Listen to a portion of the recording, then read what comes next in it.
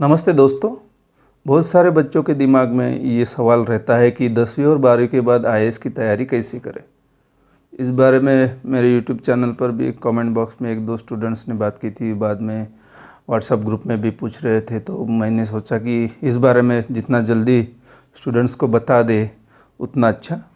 इसीलिए मैंने आज इस बारे में आपसे बात करने के लिए थोड़ा समय निकाला है। मैं हूँ अजय खरडे, IRS।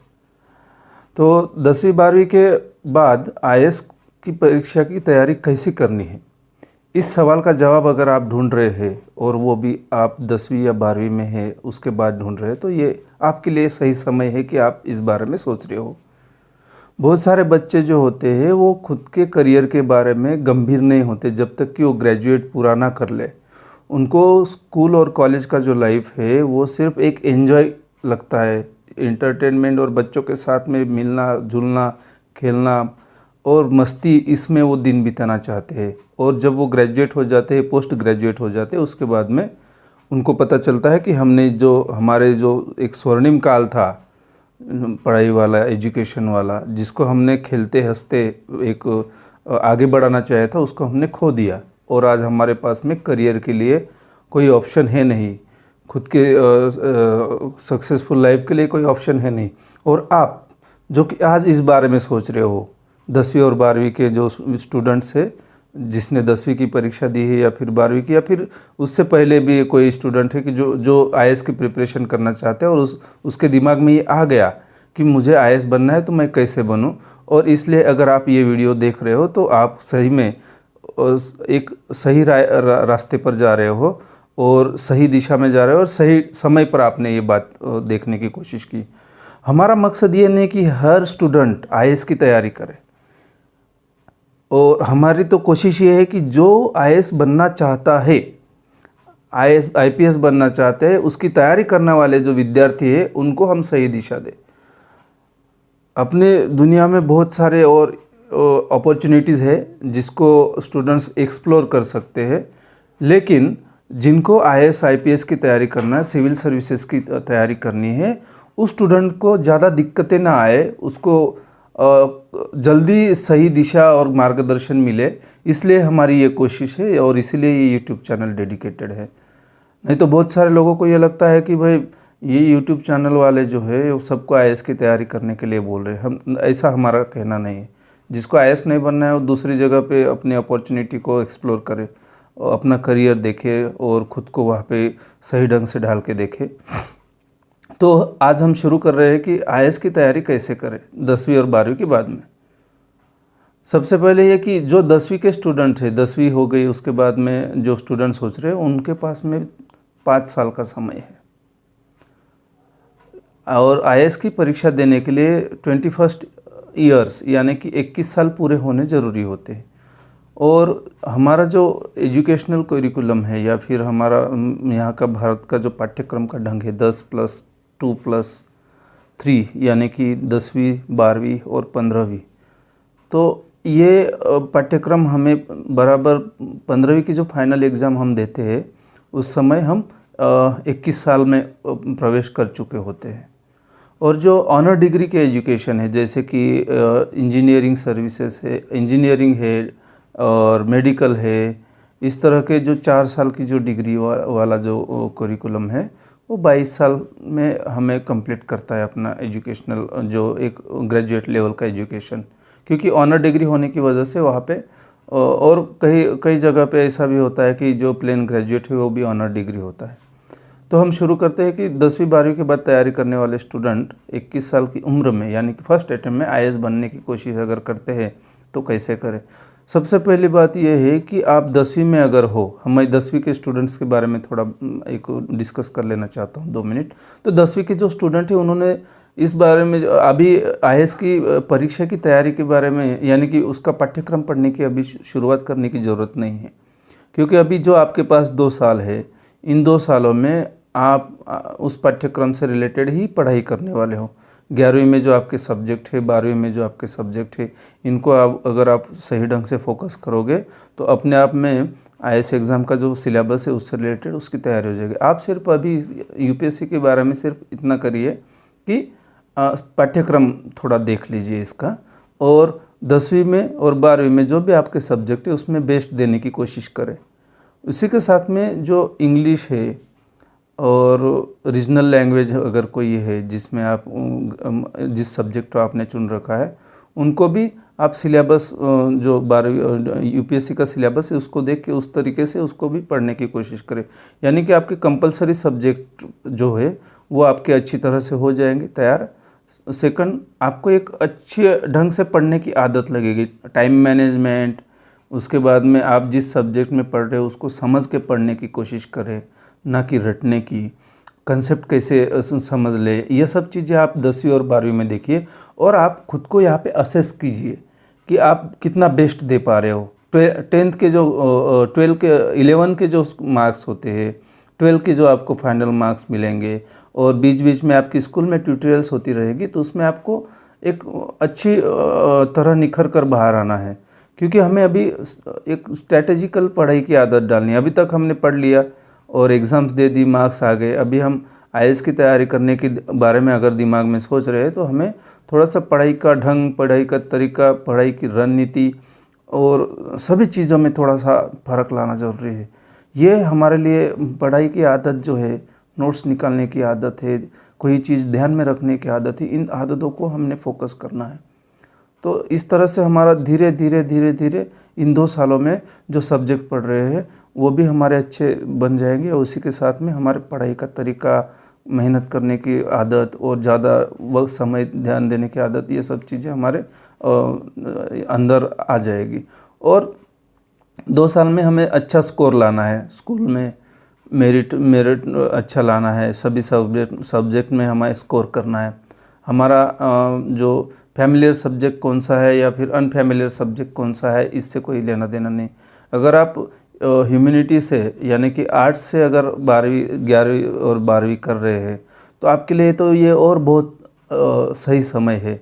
आप अगर इन दोनों सालों के जो एनसीईआरटी की किताबें हैं उनको अगर आप अच्छी तरह से कर लोगे आपकी 11वीं 12वीं की पढ़ाई के साथ में, और उनके अच्छे नोट्स निकालोगे, उसके आंसर राइटिंग जो स्कूल में जो हम कर रहे हैं उसको अगर आप और निखार लोगे तो आपको बहुत फ़ायदेमंद होगा। क्योंकि यही ज़्यादा इम्पोर्टेंट एरिया है एनसीईआरटी का। 11वीं और 12वीं में आप geography, history, political science, sociology, ये जो सब्जेक्ट है ये हमारे, और इकोनॉमिक्स के भी दोनों क्लास की किताबें हैं, ये हमारे लिए बहुत इम्पोर्टेंट है। तो 10वीं और 12वीं 11वीं 12वीं के जो स्टूडेंट हैं इन्होंने इन चीज़ों पे फोकस करना है, और धीरे धीरे और कुछ चीज़ें उनके दिमाग में आ जानी चाहिए, जैसे कि अखबार पढ़ने की थोड़ी बहुत आदत, और ऑब्जेक्टिव जनरल नॉलेज पढ़ने की थोड़ी आदत, ये चीज़ें उन्होंने करनी चाहिए। और अभी 12वीं के स्टूडेंट के बारे में बात कर रहा हूँ मैं।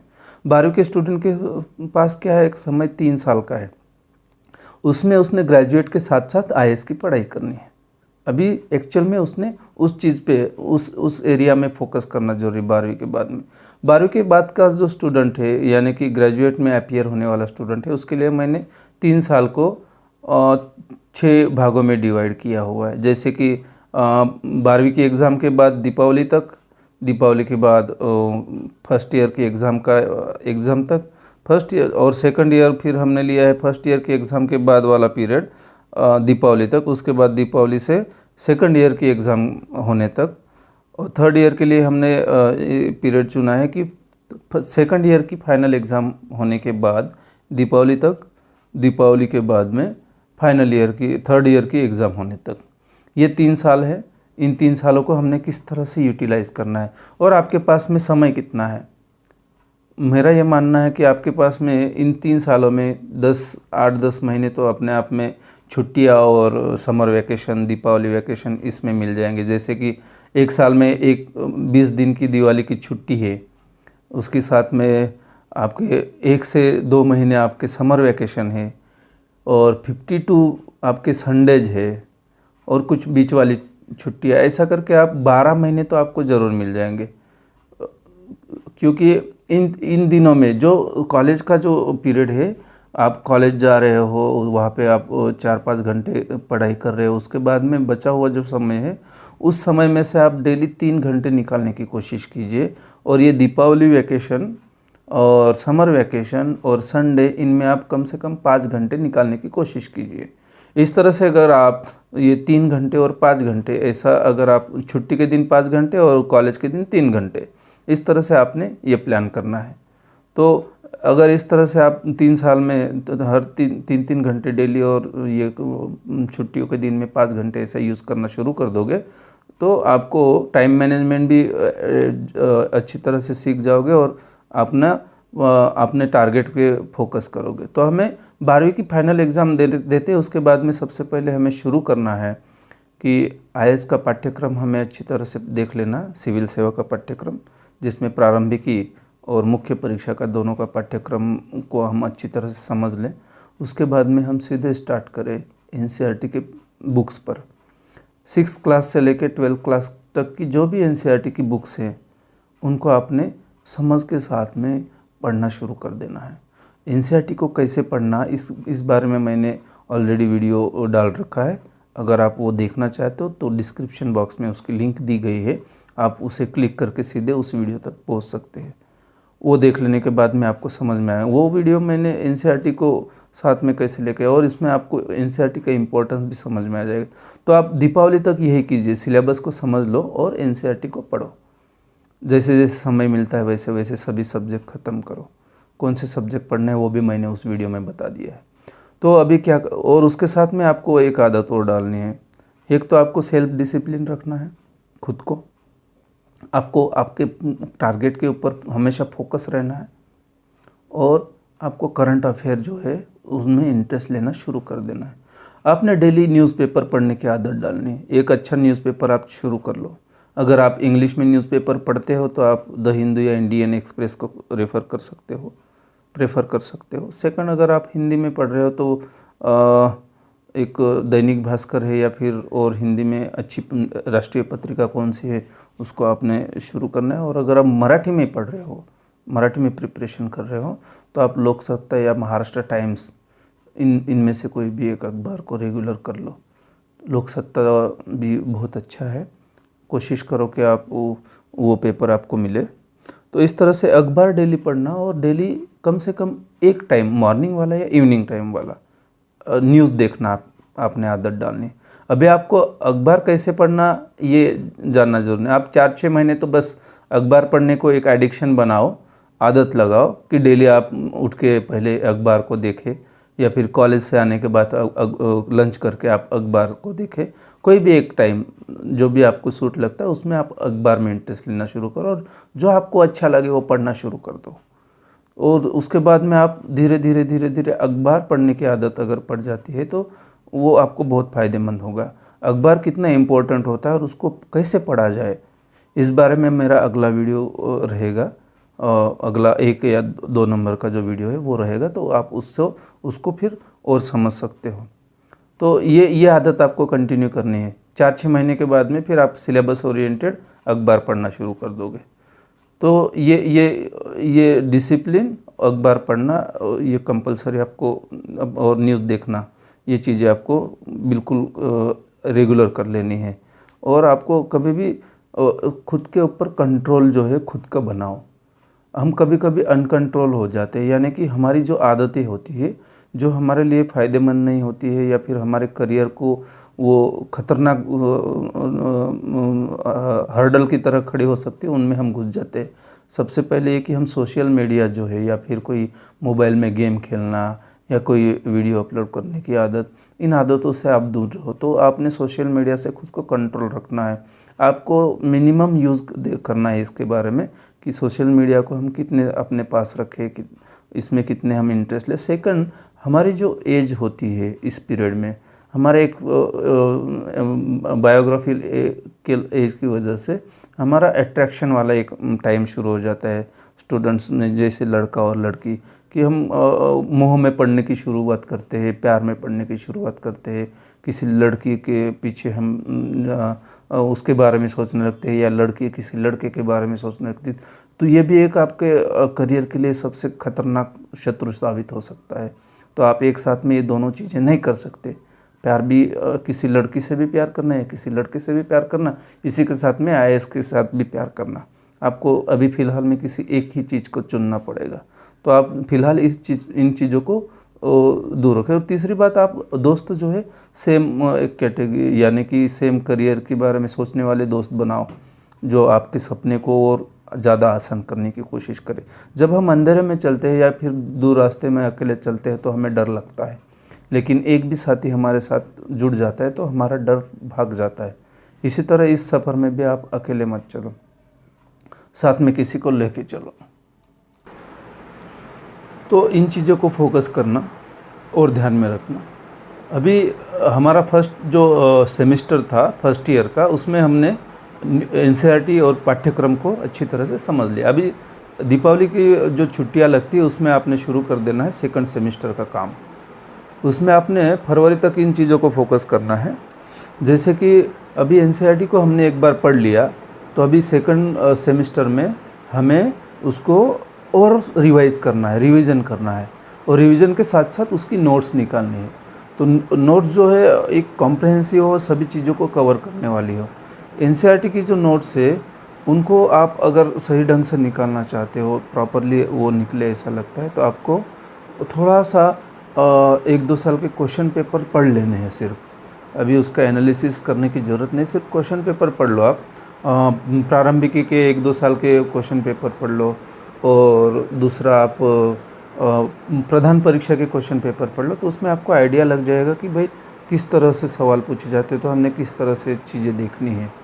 अभी आपने फरवरी तक आपने एनसीईआरटी की सभी किताबें जो है इम्पोर्टेंट वो पढ़ ली और उसके साथ नोट्स निकाल लिया, और उसके बाद फरवरी के बाद में जो 1-2 महीने हैं उन महीनों में आपने जो आपका सेमेस्टर की जो एग्ज़ाम है, फाइनल एग्ज़ाम जो है फर्स्ट ईयर की, उसको फोकस करना है।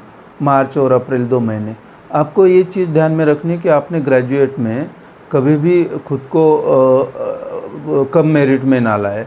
ये हमारे लिए इसलिए ज़्यादा इम्पोर्टेंट है कि हम कैसे मैनेज करते हैं हमारे एजुकेशन को, हमारे करियर को, हमारे काम को, ये भी हमें देखना ज़रूरी है। आप आईएएस के पीछे पड़ जाओ और इस तरफ ग्रेजुएट में आप सब्जेक्ट पीछे पड़ जाए या फिर फेल हो जाओ, ये तो नहीं हो सकता और होना भी नहीं चाहिए। इसलिए आपको फाइनल ईयर जो एफआई अभी आपका चल रहा है, फर्स्ट ईयर चल रहा है, उसमें भी आपको अच्छे मार्क्स लाने हैं, उसमें भी आपको स्कोर करके ही पास होना है। तो ये जैसे आप फाइनल एग्ज़ाम दे देते हैं, वहाँ से आपका फर्स्ट ईयर ख़त्म। अभी आईएएस के लिए जो सेकंड ईयर शुरू होता है फाइनल ईयर के एग्ज़ाम, फर्स्ट ईयर की एग्ज़ाम के बाद में, वहाँ पे आपने सबसे पहले अप्रैल के बाद में यानी कि मई और जून 2 महीनों में आपने समय लगा तो चले, लेकिन प्रीवियस ईयर 5 to 6-7 ईयर के जो क्वेश्चन पेपर्स है उनका आपने टॉपिक वाइज एनालिसिस करना है। प्रारंभिकी और प्रमुख यानी कि मुख्य परीक्षा दोनों के जो सिलेबस है उसी को एक बार समझ के फिर क्वेश्चन पेपर का आपको एनालिसिस करना है टॉपिक वाइज। हिस्ट्री अगर आप शुरू करोगे तो हिस्ट्री में एंशिएंट इंडिया में कितना आया, उसमें आर्ट में कितना आया, आर्किटेक्चर में कितना आया, और इन चीज़ों को आपने फोकस करना है। मेडिवल में अगर आया तो वही कि साहित्य में उसके सवाल कितने आए हैं। इस तरह से आपने सभी सब्जेक्ट जो है उनको टॉपिक वाइज एनालिसिस करने कि पिछले 5-6 सालों में इस पर कौन कौन से प्रश्न आए, कितने प्रश्न आए और कितना वेटेज होता है इस घटक को, ये सब चीज़ें आपको समझना है। मेंस में भी आपको ये चीज़ें समझनी है। आपको पाठ्यक्रम के साथ साथ पिछले 5 से 7 साल के क्वेश्चन पेपर का अच्छी तरह से स्क्रूटिनी कर लेना है, एनालिसिस कर लेना है। इसके बाद में आप अभी शुरू करते हैं फर्स्ट सेमेस्टर जो है सेकंड ईयर का, उसमें आपने जीएस फर्स्ट और 2 यानी कि अभी सेकंड ईयर में आपको जो स्टैटिक पोर्शन है यूपीएससी का उसको आपको फोकस करना है। स्टैटिक पोर्शन का मतलब क्या है कि जो अभी चेंज होने वाला नहीं है। जैसे कि हिस्ट्री है, हिस्ट्री को हम क्यों स्टैटिक पोर्शन या डेड सब्जेक्ट मानते हैं कि अभी हिस्ट्री कहीं बदलने वाली नहीं है, आप कभी भी पढ़ लोगे तो वही रहने वाली है। तो आपको अगले 1-2 साल में उसको करंट से जोड़ के कुछ बड़ा बदलाव करने की ज़रूरत नहीं पड़ेगी। इसलिए आपको सेकंड ईयर में स्टैटिक पोर्शन को कर लेना है। हिस्ट्री, ज्योग्राफी, सोसाइटी वाला पार्ट है, वर्ल्ड हिस्ट्री है, यानी कि जीएस फर्स्ट और जीएस सेकंड का कॉन्स्टिट्यूशन और अमेंडमेंट्स अभी तक जो हुए हैं इन चीज़ों को आपने फोकस कर लेना है। और पॉलिटी के जो बाकी चैप्टर्स हैं उनको आपने अच्छी तरह से देख लेना है। जो इंटरनेशनल रिलेशन वाला जो भाग है वो डायनामिक है, वो हमेशा बदलता रहता है। हमारे किसी देश के साथ में, किसी राष्ट्र के साथ में आज अच्छे संबंध हो सकते हैं, कल उनमें कोई बदलाव हो सकता है। हमारी प्रायोरिटीज़ जो है नेशन जो है, प्रायोरिटी नेशन बदल सकते हैं, हमारी देश की ज़रूरतें बदल सकती है। इस तरह से वो भाग आप थर्ड ईयर में करोगे तो चलेगा, लेकिन पॉलिटी का जो बाकी बेसिक पार्ट है वो कर लो। उसके बाद में इकोनॉमी का जो बेसिक है अंडरस्टैंडिंग वाला पोर्शन, उसको आप कर लो। तो अगर आप मोटे तौर पे अगर करना चाहो तो जीएस फर्स्ट और सेकंड, ये 2 सब्जेक्ट, इसी के साथ में आपको ऑप्शनल एक सब्जेक्ट होता है यूपीएससी में, उस सब्जेक्ट को आपने अच्छी तरह से पढ़ लेना है। तो पाठ्यक्रम क्या होता है यूपीएससी का, इसके बारे में भी मैंने वीडियो इससे पहले डाल रखा है। सिविल सेवा प्रारंभिकी के पाठ्यक्रम और इसका परीक्षा का स्वरूप, इस बारे में भी डाला है। उसकी भी लिंक मैंने डिस्क्रिप्शन बॉक्स में रखी है। और मेंस का पाठ्यक्रम को भी मोटे तौर पर मैंने डिस्कस किया है, उसको भी आप देख लो। तो आपने सेकंड ईयर में जीएस फर्स्ट सेमेस्टर में जीएस फर्स्ट और जीएस 2 को अच्छी तरह से पढ़ लेना है और रिवीजन करके उसकी नोट्स निकाल लेना है। नोट्स ऐसे निकाले कि एक किसी भी कीवर्ड जो है उस पर 100 to 200 वर्ड्स का अच्छी तरह से मैटर बना ले और डाटा बना ले, जो कि आपको कभी भी कोई भी आंसर देने में काम में आएगा। इस तरह से उसका बेसिक जो है कंसेप्चुअल पार्ट है, व्हाई, वेयर, हाउ, इनकी जो जवाब है वो आप वहाँ पे लिखने की कोशिश करें। और जो रिलेवेंट निष्कर्ष है या फिर कंक्लूड करना है, ओपिनियन देना है और समकालीन कोई चीज़ें उसमें डालनी है, तो उसके लिए आप करंट में उसको अगर देखोगे तो कहीं ना कहीं उसका आपको लिंक मिल जाएगी। आप पढ़ने के बाद में आपको ये चीज़ें समझ में आ जाएगी।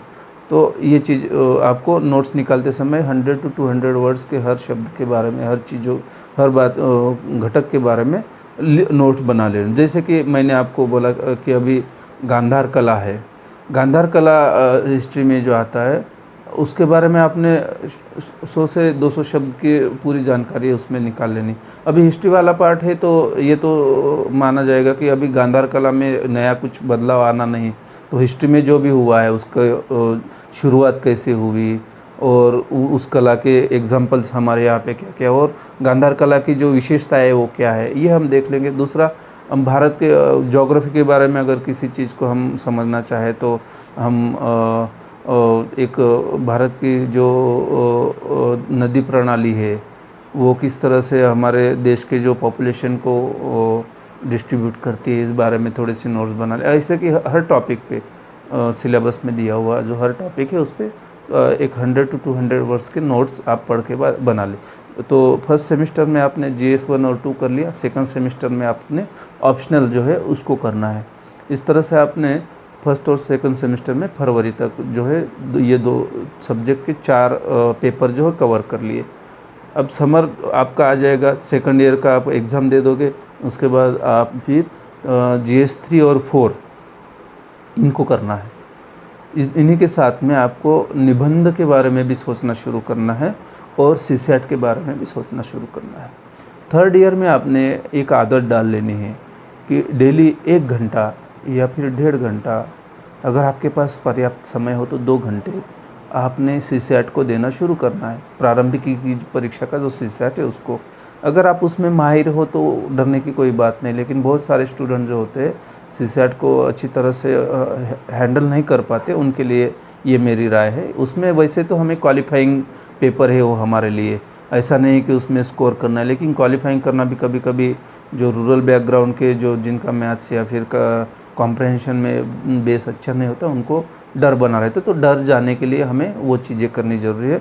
साथ ही साथ में आपको समय मिले तो उसको थोड़ा इंग्लिश को भी आप थोड़ा देखने की आदत डालो। जो मराठी मीडियम से, हिंदी मीडियम से जिनको इंग्लिश का डर बना रहता है वो इन चीज़ों को, ये दो चीज़ें हैं जो को हमें डराती रहती है हमेशा, एक इंग्लिश और सेकंड CSAT। इनको भी आपने समझ दे के वीक में 2 दिन 3 दिन ऐसा इनको साथ में शुरू करना है। तो थर्ड ईयर में आपने फर्स्ट सेमेस्टर में आपने 2 सब्जेक्ट किए, GS 3 और 4, ठीक है। और सेकंड सेमेस्टर में आपने शुरू करना है प्री यानी कि प्रारंभिकी का GS फर्स्ट। अभी आपको एग्ज़ाम आपकी जून में है, 3rd सेमेस्टर की आपकी फाइनल एग्ज़ाम होगी, उसके बाद जून में आपको एग्ज़ाम देनी। तो अक्टूबर महीने में या नवंबर महीने में आपने प्रारंभिकी की तैयारी शुरू कर दी है। जैसे कि आपने 2nd सेमेस्टर के शुरू में ही आपके क्वेश्चन पेपर का और सिलेबस का एनालिसिस कर रखा था, उसको आप एक बार अभी फिर से देख लो, और लास्ट 5 to 7 ईयर का प्रारंभिकी की जो प्रश्न पत्र है उनको आप अच्छी तरह से समझ लो। और जैसे ही हमारा 1st सेमेस्टर ख़त्म होता है, प्रारंभिकी को शुरू कर दो। और अब आपको ज़्यादा समय देना ज़रूरी होगा। अभी आपने 3 घंटे की जगह 4 घंटा इस तरह से आपने अभी पढ़ाई पे फोकस करना है, क्योंकि आपको इन 6-7 महीनों में 2 चीज़ें करनी है। एक तो आपको 3rd ईयर की एग्ज़ाम भी अच्छी तरह से देनी है ग्रेजुएशन की, और 2nd एग्ज़ाम देने के तुरंत 1 महीने बाद, जो कि जून महीने में या फिर मई की लास्ट वीक में जो प्रारंभिक परीक्षा होगी, प्रिलिमिनरी एग्ज़ाम होगी, उसमें भी आपको स्कोर करना है। इसलिए आपको बैलेंस करना ज़रूरी है। आप अभी आपका पूरा फोकस प्रारंभिकी पर शिफ्ट कर दो, और जो अप्रैल तक है पूरा फोकस करो। और मेरी राय ये है कि आप अभी रेगुलर कॉलेज ना करें तो और बेहतर। आप अभी 3-4 घंटे से और ज़्यादा समय निकालें। कॉलेज में ना जाते हुए भी अगर आप अच्छी तरह से पढ़ाई कॉलेज को हैंडल कर सकते हो, या फिर ग्रेजुएट को कवर कर सकते हो, तो कॉलेज जाने का जो अभी रूटीन है उसको कम कर लो। घर पे रह के पढ़ाई करने की आदत डालो। और बाकी इन 3 सालों में भी जब जब आपको लगता है कि ऐसा सब्जेक्ट है या आज ऐसा क्लास है कि जो हमें कॉलेज जाने से बिना जाए भी हम उसकी प्रिपरेशन कर सकें, उस दिन आप कॉलेज में ना जाके यूपीएससी की पढ़ाई करें तो बेहतर है। इस तरह से आपने प्रारंभिक की जो पढ़ाई है उसको आपने अक्टूबर से शुरू करके फरवरी तक किया है, और फरवरी के बाद में मार्च अप्रैल 2 महीने जो है आप दोनों चीज़ों को, प्रारंभिकी और 3rd ईयर की जो फाइनल एग्ज़ाम, उनको फोकस करके तो फाइनल की एग्ज़ाम ख़त्म होगी, उसके तुरंत बाद आपकी प्रारंभिकी होगी। तो इस तरह से आप उसको अच्छी तरह से मैनेज करके, प्रारंभिकी जैसे ही जून महीने में होती है, आप फर्स्ट अटेम्प्ट में ही अच्छी तरह से उसको स्कोर कर सकते हो और सक्सेस पा सकते हो। तो ये आपका पहला पड़ाव पूरा हो गया और आपका ग्रेजुएशन भी पूरा हो गया। अब जब आप एप्लीकेशन भरने जाओगे, जो कि आपको जनवरी में भरना है प्रारंभिक के लिए, तो उसमें आपको ग्रेजुएट अभी है कि नहीं वो पूछेंगे, तो आप अपीयर लिखोगे। और जैसे आप ग्रेजुएट की परीक्षा दोगे, उसके बाद प्रारंभिक की दोगे, और मेंस एग्ज़ाम जब तक आती है तब तक आपका 3rd ईयर यानी कि ग्रेजुएट का रिज़ल्ट भी आ जाएगा। जैसे आपका रिज़ल्ट आता है उसके बाद में प्रारंभिक का रिज़ल्ट आएगा, उसमें आप लिख सकते हो ग्रेजुएट हो गए हम। उसमें आपको रिज़ल्ट का डेट पूछा जाएगा और आपके मार्क्स पूछे जाएंगे, तो वो आप भर सकते हो। तो आप मेंस के लिए एलिजिबल हो जाते हो। तो इस तरह से हम ग्रेजुएशन के साथ में आईएएस की तैयारी करते करते, आईएएस भी ग्रेजुएट होने के फर्स्ट ईयर में ही हम आईएएस बन सकते हैं। तो प्रारंभिक जून में होती है, उसके बाद आपके पास जुलाई, अगस्त, सितंबर, अक्टूबर, ऐसे कम से कम 4 महीने होते हैं। आपने अभी रिज़ल्ट का इंतज़ार नहीं करना है। जून में प्री एग्ज़ाम देने के बाद में तुरंत दूसरे तीसरे दिन से मेंस की पढ़ाई शुरू कर देनी, जो कि आपने ऑलरेडी उसके पढ़ रखा है, नोट्स निकाल रखे। तो अभी आपको करंट के साथ में उसको टच करके उसको पढ़ना शुरू करना है। और आपने 3rd ईयर जो है आपका, उसमें डेली करंट जो होते हैं या फिर मंथली करंट अफेयर्स के जो मैगज़ीन होते हैं, उनको भी आपने 3rd ईयर में शुरू करना है, जो कि मैंने पिछले इसमें ही बताना ज़रूरी था, वो मेरे से छूट गया। तो आपको करंट को 3rd ईयर में रेगुलर कर लेना है। और आप तब तक अखबार और समसामयिक के न्यूज़ चैनल देखने की आदत डाल रखे हो, तो वो करंट आपको बहुत ईजी जाएगा। तो 1 साल का करंट आपको ज़्यादा फोकस करेंगे, तो जो 3rd और 4th पेपर की जो आप प्रिपरेशन कर रहे हो, निबंध की प्रिपरेशन कर रहे हो, उसके साथ वो अच्छी तरह से मैच हो जाएगा। तो जून से अक्टूबर तक आप मेंस की तैयारी करोगे, मेंस भी अच्छी तरह से लिख दोगे। उसके बाद आपको सिर्फ एक ही पड़ाव, जो आखिरी पड़ाव है या फिर आखिरी एक हर्डल है जिसको हम इंटरव्यू बोलते हैं, तो वो आपको देखने को मिल जाएगा। वहाँ पे मार्च या फरवरी के लास्ट वीक से इंटरव्यू शुरू होगा। और हम सबका एक सपना होता है कि धौलपुर हाउस में हम कदम रखें। आज हमारे देश के एमपीज, एमएलएज भी वहाँ पे जा नहीं सकते बिना वजह से। और हम इतना, वो ऐसी जगह है कि जहाँ पे जाने के लिए हर आईएएस का एस्पिरेंट एक अपना खुद का सपना रखता है, सपना बनाना चाहता है। मैं भी जब 2012 में पहली बार वहाँ पे गया था इंटरव्यू देने के लिए, तो मुझे लगा कि फाइनल लिस्ट में हम आए ना आए उससे कोई मुझे लेना देना नहीं, मैं यहाँ तक पहुँच गया, यही मेरे लिए बहुत बड़ी बात है। इंटरव्यू देने के लिए उसके अंदर कदम रखना ही अपने आप एक अलग तरीके का एक्सपीरियंस होता है। तो इस तरह से आप इंटरव्यू तक पहुंच जाओगे। और बीच बीच में मेरे जो वीडियो आएंगे उनको भी आप देखते रहो, तो आपको और अच्छी तरह से रणनीति समझ में आएगी। और आपका जो सपना है 10वीं और 12वीं के बाद में आईएएस कैसे बने, इसकी तैयारी आप करके तुरंत 21st ईयर में आप आईएएस बन सकते हो। तो मेरी शुभकामनाएं आपके साथ में। अगर आपको ये वीडियो अच्छा लगा हो तो ज़रूर कमेंट बॉक्स में इसके बारे में मुझे 2 शब्द अच्छे सुनाएं और लाइक भी करें। और आपके जो साथी हैं जिनको आप इस माहौल में लाना चाहते हो उनको ये वीडियो ज़रूर शेयर करें। ठीक है, धन्यवाद।